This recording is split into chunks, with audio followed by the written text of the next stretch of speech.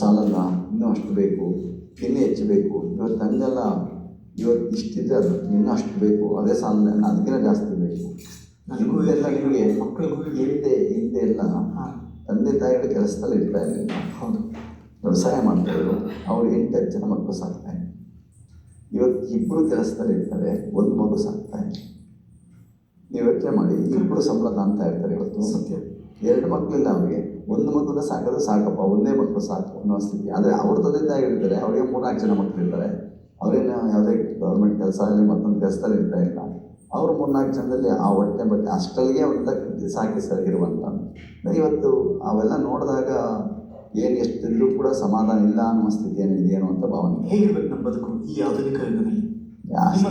ನೆಮ್ಮದಿಯ ಜೀವನವನ್ನು ಹೇಗೆ ನಡೆಸ? ಹಾಸಿಗೆ ಇದ್ದಷ್ಟು ಕಾಲು ಚಾಚು ಅಂತ ಹೇಳಿದ್ದಾರೆ. ನಮ್ಮವ್ರು ಸುಲಭ ಹೇಳಿದ್ದಾರೆ, ಅದೇ ಮಾತು ತುಂಬ ಚೆನ್ನಾಗಿ ಹೇಳಿದ್ದಾರೆ. ಕೈ ಚಾಚಬೇಕಾಗುತ್ತೆ. ಹಾಸಿಗೆ ಇದ್ದಷ್ಟು ಕಾಲು, ನೀವು ಎಷ್ಟಿದೆಯೋ ಅಷ್ಟರೊಳಗೆ ತುತ್ತೇನು ಬದುಕ್ಬೋದು, ಏನು ತೊಂದರೆ ಇಲ್ಲ. ನೋಡಿ, ಒಬ್ಬ ಬದುಕೋದಕ್ಕೆ ಏನು ಬೇಕು? ನಮಗೆ 3 ಹೊತ್ತು ಊಟ ಬೇಕು, ಬಟ್ಟೆ ಬೇಕು. ಇವತ್ತು ಅದಕ್ಕೆ ಯಾವ ಕೊರತೆ ಇಲ್ಲ ದೇಶದಲ್ಲಿ, ಯಾರಿಗೂ ಕೊರತೆ ಇಲ್ಲ. ಸರ್ಕಾರ ಬಹಳಷ್ಟು ಸೌಲಭ್ಯ ಮಾಡ್ಕೊಡ್ತಾ ಇದ್ದೀವಿ.